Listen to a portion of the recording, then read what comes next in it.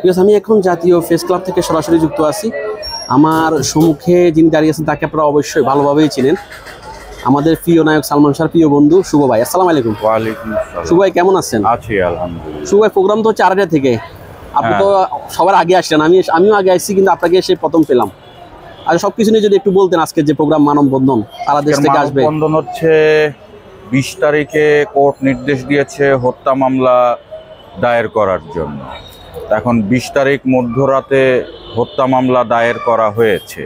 সালমান শাহর মামা আলমগীর কুমকুম সাহেব রমনা থানায় হত্যা মামলা দায়ের করেছে। এখন পর্যন্ত কোনো আসামি, হত্যা মামলার কোনো আসামি এখন পর্যন্ত গ্রেফতার হয়নি। বিশেষ করে 1 নাম্বার আসামি সামিরা, 4 নাম্বার আসামি ডন, এরা তো বাংলাদেশেই আছে। তো এদেরকে এখন পর্যন্ত কেন গ্রেফতার করা হয়নি, সেই গ্রেফতারের দাবিতে আজকে আমাদের এই মানববন্ধন। সবসময় আপনাকে দেখি অগ্রগামী সালমান শাহ যে কোনো প্রোগ্রামে। আমি এর আগে সুপ্রিম কোর্টে যে হাইকোর্টে যে ইয়াটা হলো, আপনাদের সালমান শাহর অনেক বক্তরা এসেছিল, আপনি প্রায় 8টার দিকে চলে আসেন, 7:30 8টার দিকে। আসলে কি এমন ভালোবাসা উনি আপনাকে দিয়েছেন যে আপনি সব সময় তার জন্য? ওর ছিল আমার বন্ধুর মতো বড় ভাই। ওর সাথে আমার পরিচয় 1985 থেকে, একসাথে চলেছি ফিরেছি। ওর টানেই আসলে চলে আসা, ওর টানেই চলে আসি। আচ্ছা, সারা দেশ থেকে যারা আসবেন এই যে সালমান ভক্ত বা যারা এসে যোগ দিবে, কিছুক্ষণ পরে তো অনুষ্ঠান শুরু হবে, তাদের নিকট কি বলার আছে আপনার? তাদের সকলের তো একটাই দাবি, সবাই তো দাবি নিয়েই আসছে। তাদের একটাই দাবি যে আসামিরা যেন দ্রুত গ্রেফতার হয়, আসামিদের যেন দ্রুত গ্রেফতার করা হয় এবং এই হত্যা মামলার বিচার চাই আমরা। শুভ ভাই 29 বছর চলে গেল, তার ভিতরে এত বছর পরে এটা আদালত হত্যা মামলা হিসাবে নিল। তার ভিতরেও এখন দেখতেছি অনেক ডিলে, আসামি ধরার বিষয়, এইসব ব্যাপারে কি আসলে বলবেন? এই যে 20 তারিখ হত্যা মামলা দায়ের হলো, মানে 20শে অক্টোবর, এখন পর্যন্ত কোনো আসামি গ্রেফতার হলো না। কেন গ্রেফতার হলো না? দ্রুত গ্রেফতারের দাবিতেই আমাদের আজকে এই মানববন্ধন। আমরা তো সব নিউজগুলা সালমান শাহর নিয়ে যে নিউজগুলো হচ্ছে সব চ্যানেলে আমরা চোখ রাখি।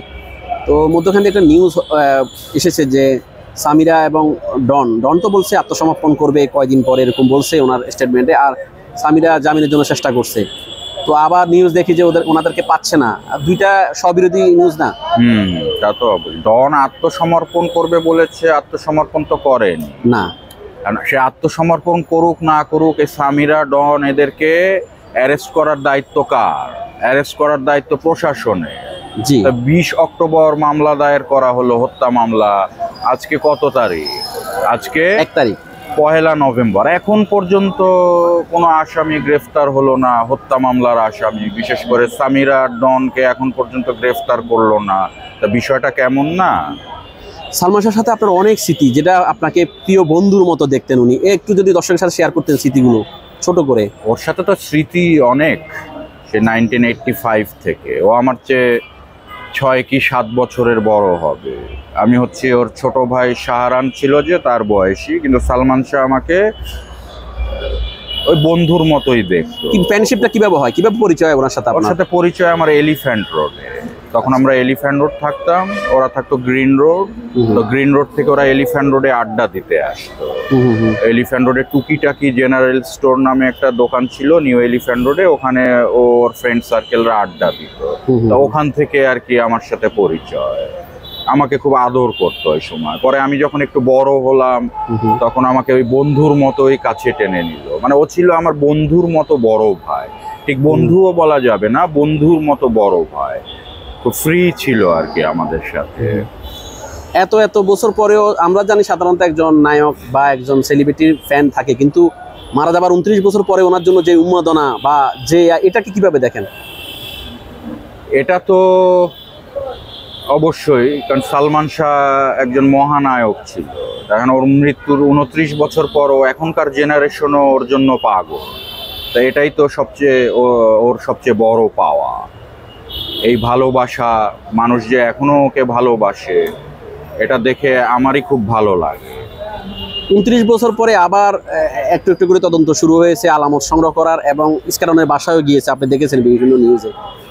29 বছর পর সেখানে কোনো আলামত থাকার কি সম্ভাবনা আছে আপনার কি মনে হয়? কার্টুনের বাসায় যাওয়া না যাওয়া ফ্যাক্টর না। আচ্ছা, গিয়েছে ভালো কথা। মেইন বিষয় হচ্ছে আসামিদের গ্রেফতার করতে হবে, আসামিদের গ্রেফতার করে রিমান্ডে নিতে হবে।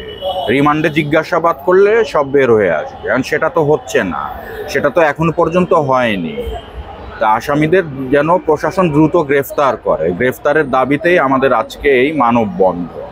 সালমান শাহর আম্মুকে নিয়ে বলুন, মহিষী নারী, উনি আসলে একাই যুদ্ধ করে গেছেন, সাথে আপনারা ছিলেন, একটু যদি বলতেন ওনার জার্নিটা কত কষ্টের ছিল। ওনার জার্নি হচ্ছে উনি একাই যুদ্ধ করে গিয়েছেন তার ছেলের হত্যার জন্য। তার সাথে তার পাশে ফিল্ম ইন্ডাস্ট্রিরও কেউ দাঁড়ায়নি, ফিল্ম ইন্ডাস্ট্রির কেউই দাঁড়ায়নি, উনি একাই যুদ্ধ করে গিয়েছেন।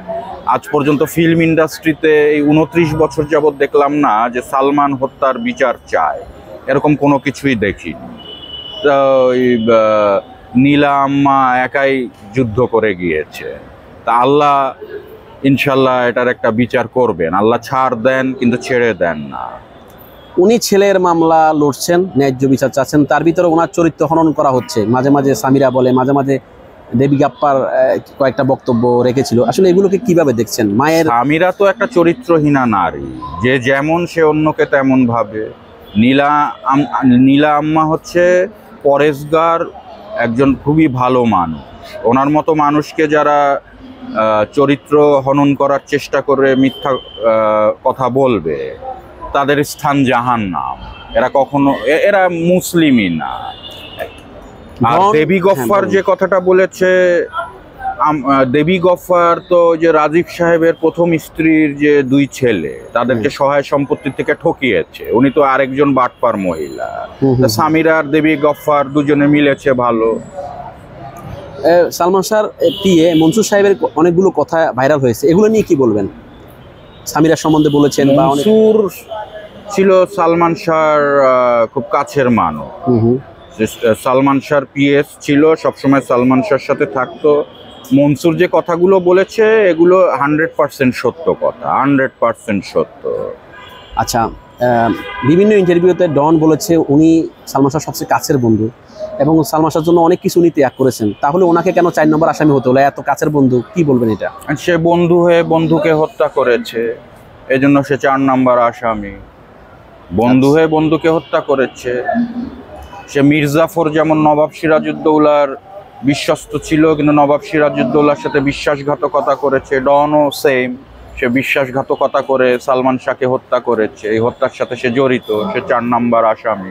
আরেকটা কথা বলবো যে কোনো স্টেটমেন্টে দেখা যায় ডন সেদিন ছিল না, সে ছিল বগুড়ায়। তাহলে আবার উনি জোর দিয়ে বলে যে সালমান শাহ আত্মহত্যা করেছে। উনি কিভাবে জানেন? উনি যদি বগুড়ায় থাকে তাহলে উনি কিভাবে জানেন সালমান শাহ আত্মহত্যা? তুমি কি দেখেছো আত্মহত্যা করতে? ও কালপিট, ডন কালপিট, এই হত্যাকাণ্ডের সাথে জড়িত। তা প্রশাসনের দৃষ্টি আকর্ষণ করছি, দ্রুত সামিরা আর ডনকে যেন গ্রেফতার করে রিমান্ড মঞ্জুর করা হয়। সর্বোপরি এই যে আপনাদের আয়োজন, সালমান শাহ ভক্তদের বা বন্ধুদের, আপনি তো হচ্ছেন বন্ধু, কাছের বন্ধু, এই মানববন্ধন, এটার সফলতা কেমন মনে হচ্ছে? কেমন সফল হবেন আপনারা? কি আশা করছেন এই মানববন্ধনের পরে? আশা করছি সরকার সালমান শাহর আসামিদের দ্রুত গ্রেফতার করবে, বিশেষ করে 1 নম্বর আসামি সামিরা আর 4 নম্বর আসামি ডনকে দ্রুত গ্রেফতার করবে, এটা আশা করছি। এখন পর্যন্ত কিন্তু গ্রেফতার করেনি, এরকম ঢিলামি কেন দিচ্ছে সেটাই তো বুঝলাম না। তা আশা করছি দ্রুত গ্রেফতার করবে। প্রশাসনকে এবং এই বর্তমান সরকারকে অনুরোধ জানাচ্ছি, সামিরা এবং ডনকে আর সালমান শাহর হত্যার যত আসামি আছে, বিশেষ করে দেশে যে আসামিগুলো আছে, এদেরকে যেন দ্রুত গ্রেফতার করা হয়। হত্যা মামলার আসামিদের কেন গ্রেফতার করা হবে না? আমরা জুলাই বিপ্লবে আন্দোলন করেছি তো ন্যায় প্রতিষ্ঠার জন্য, মানুষ যাতে ন্যায্য বিচারটা পায় আইনের কাছে। তা আইন ঢিলামি দিলে তো হবে না। তা আইনের কাছে আমাদের অনুরোধ, বিশেষ করে বর্তমান সরকারের কাছে আমার অনুরোধ, যে সালমান শাহর হত্যাকাণ্ডের আসামিদেরকে যেন দ্রুত গ্রেফতার করা হয়, সালমান শাহ হত্যার যেন ন্যায় বিচার করা হয়। তা নাহলে তো এই জুলাই আন্দোলনের শহীদদের রক্তের সাথে বেইমানি করা হবে। আমি আপনার সাথে আশা করব যে আজকে যে আপনাদের যে মানববন্ধন, সারা দেশ থেকে সালমান ভক্তরা আসবে, বন্ধু ভাই যারাই আছে তার খুব কাছের মানুষ, আশা করি আপনাদের এই মানববন্ধন সফল হবে। ভালো থাকবেন শুভ ভাই, আপনি প্রথম থেকে ছিলেন, সব সময় সোচ্চার ছিলেন। আশা করি আপনাদের এই আন্দোলন সফল হোক, দোষীরা, প্রকৃত দোষীরা শাস্তি পাক, এবং সালমান শাহ মায়ের যে যুদ্ধ, সে যুদ্ধ সফল হোক, তিনি জীবন দশায় দেখে যেতে পারেন তার ছেলের খুনিদের বিচার। আপনি ভালো থাকবেন। আসসালামু আলাইকুম। ওয়া আলাইকুম আসসালাম।